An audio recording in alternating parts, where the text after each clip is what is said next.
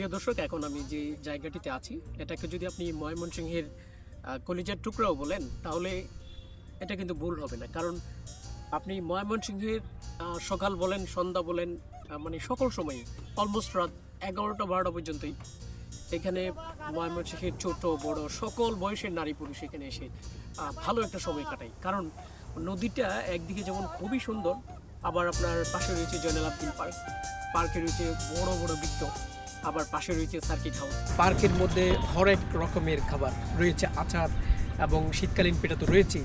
এখানে মানুষ যেমন নিজেদের প্রয়োজনে নদীর এই পার থেকে ওপার পার হয়, অনেক মানুষ নদীতে নৌকা নিয়ে পরিবার পরিজন নিয়ে ঘোরাফেরা করে।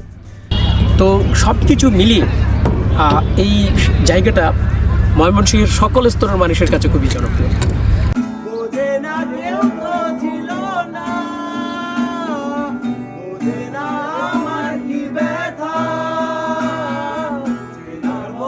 কেউ ছিল